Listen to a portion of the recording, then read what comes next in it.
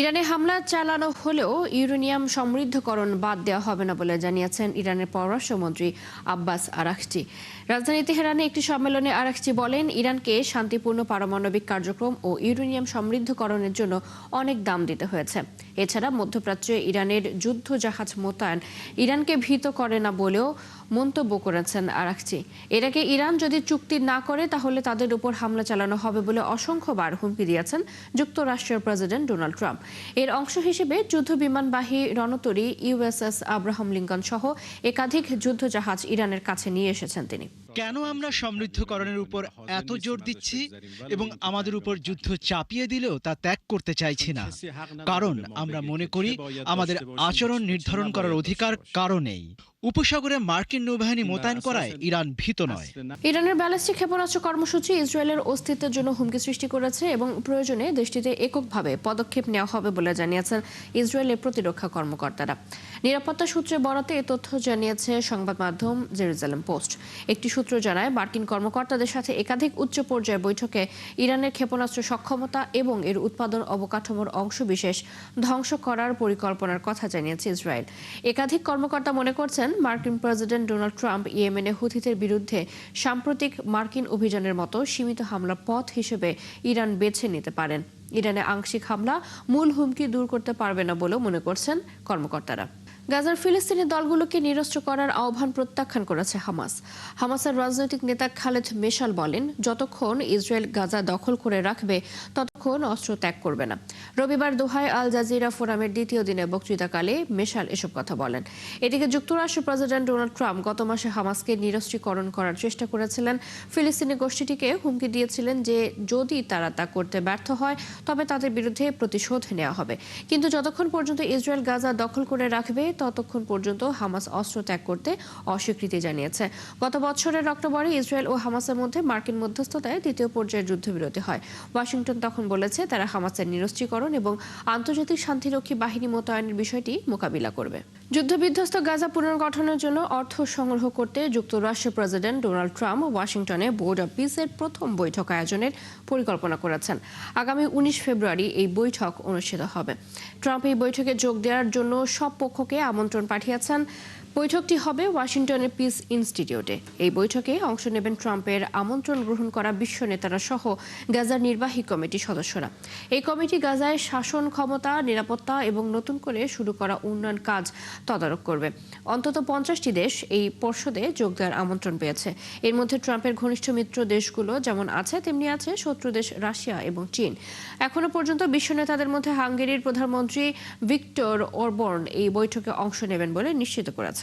ইরানের নোবেল শান্তি পুরস্কার জয়ী নার্গিস মোহাম্মদীকে 6 বছরের কারাদণ্ড দিয়েছেন দেশটির একটি আদালত।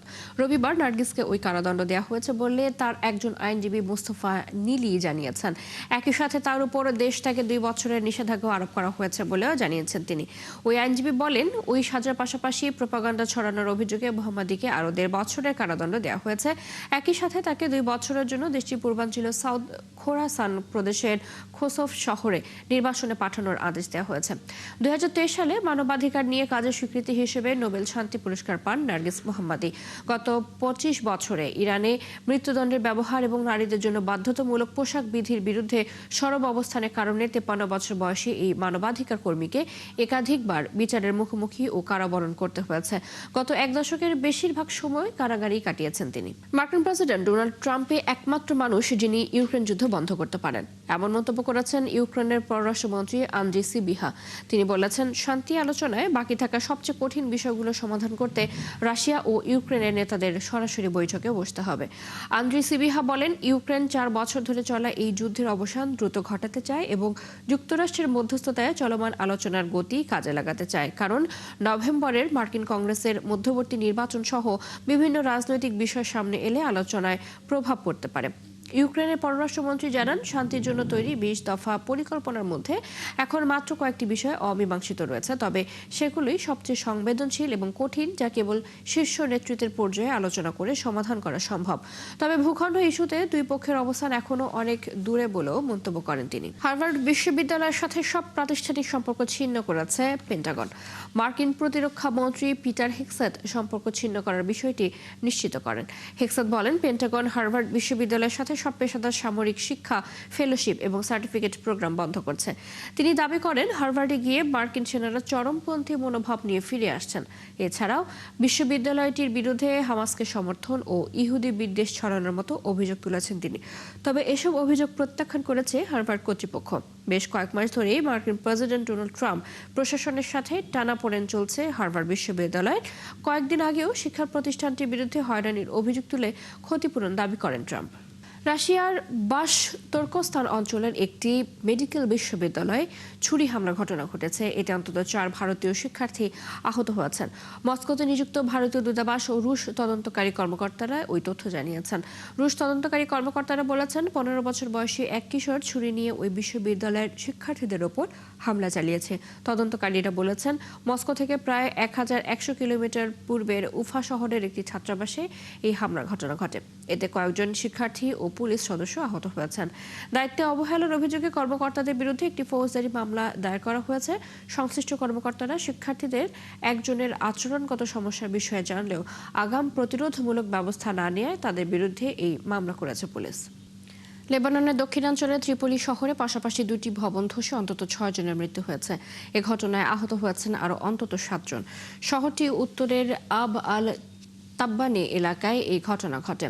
ধসে পড়া ওই ভবনের ভেতর ঠিক কতজন মানুষ আটকা পড়েছে সে বিষয়ে এখনো কিছু জানা যায়নি। তবে স্থানীয় মিউনিসিপ্যাল কাউন্সিলের প্রধান সংবাদ সম্মেলনে জানিয়েছেন, আটকা পড়া লোকজনের উদ্ধারে কাজ করে যাচ্ছে লেবাননের সামরিক বাহিনী, রেড ক্রস এবং জরুরি সহায়তাকারী দলের সদস্যরা। তাদের পাশাপাশি স্থানীয় লোকজনও ধ্বংসস্তূপ সরিয়ে আটকে পড়া লোকজনদেরকে উদ্ধার করার চেষ্টা করছে। এছাড়া ধসে পড়ার আশঙ্কায় ওই এলাকায় আরও কিছু ভবন থেকে মানুষজনকে সরিয়ে নেওয়া হয়েছে বলেও জানিয়েছে পুলিশ। এছাড়া বিপর্যয়ের ভয়ে ওই শহরের বিভিন্ন জায়গায় সেনা মোতায়েন করা হয়েছে বলেও জানিয়েছে কর্তৃপক্ষ। চীনের উত্তরাঞ্চলীয় শানসি প্রদেশে একটি বায়োটেক কোম্পানিতে বিস্ফোরণে অন্তত 8 জন নিহত হয়েছে। স্থানীয় সময় শনিবার সকালে প্রদেশটির শুয়াংয়ে এই বিস্ফোরণ হয় বলে জানায় চীনের রাষ্ট্রীয় বার্তা সংস্থা সিনহুয়া। সিনহুয়ার প্রতিবেদনে বলা হয়েছে, পাহাড়ি এলাকায় অবস্থিত হওয়ায় কোম্পানিটির সাথে যোগাযোগ করা সম্ভব হয়নি। এছাড়া বিস্ফোরণের সঠিক কারণ এখনও জানা যায়নি। ঘটনার পর কোম্পানিটির 2 জন প্রতিনিধিকে গ্রেপ্তার করা হয় এবং দুর্ঘটনা তদন্তের জন্য একটি বিশেষ কমিটি গঠন করা হয়েছে। এদিকে রয়টার্স জানায়, 2025 সালের জুনে প্রতিষ্ঠিত জিয়াপেং বায়োটেকনোলজি নামের ওই কোম্পানিটি প্রাণী খাদ্য, কয়লা পণ্য এবং নির্মাণ সামগ্রী নিয়ে গবেষণা করে থাকে। পাকিস্তানের ইসলামাবাদে মসজিদে হামলার ঘটনায় নিন্দা জানিয়েছে চীন। একই সাথে পাকিস্তান সরকারের জাতীয় নিরাপত্তা ও স্থিতিশীলতা বজায় রাখার চেষ্টার প্রতি সমর্থন জানায় দেশটি। চীনের পররাষ্ট্র মন্ত্রণালয় এক বিবৃতিতে জানায়, ইসলামাবাদে সংঘটিত প্রাণঘাতী বিস্ফোরণে চীন গভীরভাবে মর্মাহত। এই হামলায় ব্যাপক প্রাণহানির ঘটনায় নিহতদের প্রতি শোক জানায় দেশটি।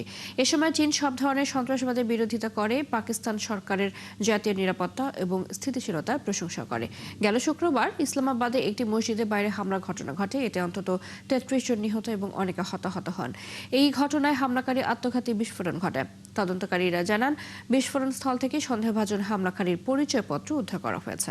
দীর্ঘ প্রায় 2 দশক পর পাকিস্তানের লাহোরে আবারও ধুমধাম করে অনুষ্ঠিত হলো ঐতিহ্যবাহী ঘুড়ি ওড়ানোর উৎসব বসন্ত। 2008 সালে নিরাপত্তার কারণে নিষিদ্ধ হওয়ার পর এই প্রথম 6 থেকে 8 ফেব্রুয়ারি লাহোরে উৎসবের আমেজে বসন্ত উৎসব উদযাপিত হলো। দীর্ঘদিনের নিষেধাজ্ঞা তুলে নিয়ে এবার কঠোর শর্ত সাপেক্ষে উৎসবের অনুমতি দেওয়া হয়। বিস্তারিত মনিরুজ্জামান বাবু রিপোর্টে। পাকিস্তানের রাভি নদীর স্রোত আর বাদশাহী মসজিদের মিনারে যখন বসন্তের হাওয়া লাগে, তখন লাহোর কেবল জাগে না, উল্লাসে ফেটে পড়ে। দীর্ঘ 18 বছরের দীর্ঘশ্বাস আর আইনি নিষেধাজ্ঞা কাটিয়ে লাহোরের আকাশে আবারও ফিরেছে সেই বসন্তের ঘুড়ি উৎসব। একসময় লাহোরিদের রক্তে মিশে থাকা এই উৎসবটি বিপদের কারণ হয়ে দাঁড়িয়েছিল। ঘুড়ির সুতোকে ধারালো করার জন্য কাঁচির গুঁড়ো বা রাসায়নিক ব্যবহার করা হতো। এই সুতোয় জড়িয়ে মোটরসাইকেল আরোহীদের গলা কেটে যাওয়া এবং ছাদ থেকে পড়ে মানুষের মৃত্যু সহ নানা দুর্ঘটনা বাড়ায় সরকার 2008 সালে উৎসবটি বন্ধ করে দিয়েছিল। পাঞ্জাব সরকার এবার বসন্তকে ফিরিয়ে আনার সিদ্ধান্ত নিলেও নিয়েছে কঠোর নিরাপত্তা ব্যবস্থা। উৎসবটি এখন মাত্র 3 দিনের জন্য সীমাবদ্ধ করা হয়েছে। মোটরসাইকেল চালকদের নিরাপত্তার জন্য হ্যান্ডেলবারে বিশেষ ধাতব রড লাগানো হয়েছে, যাতে সুতোয় গলা কেটে না যায়। আকাশ থেকে অবৈধ অস্ত্র বা বিপজ্জনক সুতো ব্যবহারের উপর নজর রাখতে শহর জুড়ে সিসিটিভি ক্যামেরা ও ড্রোন ব্যবহার করা হয়। বড় ঘুড়ির জন্য বেশি শক্ত সুতোর প্রয়োজন হয়, যা বিপজ্জনক, তাই এগুলো নিষিদ্ধ করা হয়েছে। উৎসবের রাতে লাহোরের ছাদগুলোতে যেন মেলা বসে। সূর্য অস্ত যাওয়ার পর নিয়ন আলোয় ঝলমলে আকাশের নিচে পরিবারের সবাই মিলে রাতের খাবার খাওয়া আর ঘুড়ি কাটাকাটির লড়াইয়ে মেতে ওঠে লাহোরবাসী।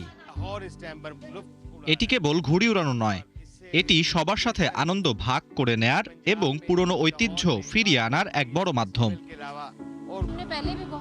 আমরা আগেও বেশ কয়েকবার বসন্ত উদযাপন করেছি, কিন্তু এবার উৎসব আরো বড়, সর্বত্র রঙিন। মুখ্যমন্ত্রী আমাদের জন্য খুব ভালো একটি অনুষ্ঠানের আয়োজন করেছেন, আমরা এটি খুব উপভোগ করছি। তবে গত শুক্রবার ইসলামাবাদের একটি মসজিদের বাইরে হামলায় কমপক্ষে ৩১ জন নিহত হওয়ার পর ঘুড়ি উৎসব কিছুটা হলেও ম্লান হয়ে পড়েছিল। মনিরুজ্জামান বাবু, ৭১। আর্কটিকের বরফ ঢাকা দ্বীপ গ্রিনল্যান্ড, যেটিকে ঘিরে একাধিকবার আগ্রহ দেখিয়েছেন মার্কিন প্রেসিডেন্ট ডোনাল্ড ট্রাম্প, সেই গ্রিনল্যান্ডে এবার তাপমাত্রার রেকর্ড ভেঙেছে। বৈশ্বিক গড় তাপমাত্রার চেয়ে ৪ গুণ দ্রুত বাড়ছে এই দ্বীপের তাপমাত্রা, যার প্রভাব পড়েছে পরিবেশের উপর।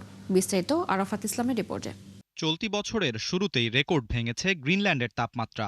ইতিহাসের সবচেয়ে উষ্ণ মাস দেখেছে আর্কটিক অঞ্চলের বাসিন্দারা। ড্যানিশ আবহাওয়া দপ্তরের তথ্য মতে রাজধানী নুকে জানুয়ারিতে গড় তাপমাত্রা ছিল 0.2 ডিগ্রি সেলসিয়াস, যা ছাপিয়ে গেছে আগের সব রেকর্ড। ১৯৯১ থেকে ২০২০ সাল পর্যন্ত জানুয়ারির গড় তাপমাত্রা ছিল -7.7 ডিগ্রি সেলসিয়াস, যেখানে এবারের তাপমাত্রা বৃদ্ধি স্পষ্ট ইঙ্গিত দিয়েছে জলবায়ু পরিবর্তনের।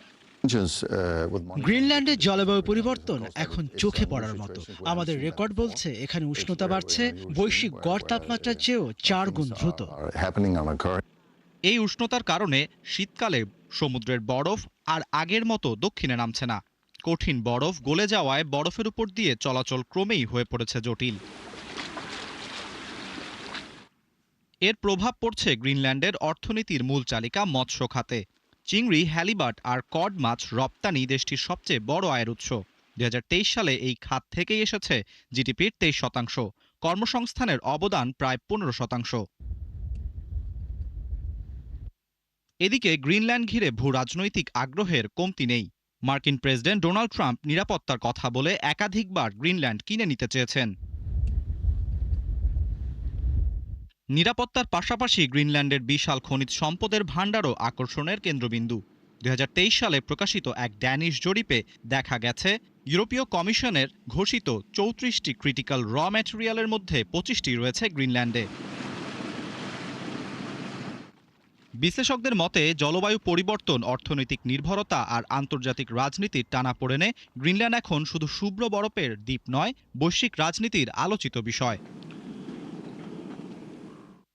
আরাফাত ইসলাম, ৭১। এই ছিল এখনকার আয়োজনে। বিশ্বের আরো নতুন কিছু খবর এবং বিশ্লেষণ নিয়ে দুপুর ১:৩০ আবারও হাজির হবে বিশ্বযোগ। চোখ রাখুন ৭১-এর ফেসবুক পেজে, সাবস্ক্রাইব করুন ৭১-এর ইউটিউব চ্যানেল, ৭১-এর সাথেই থাকুন।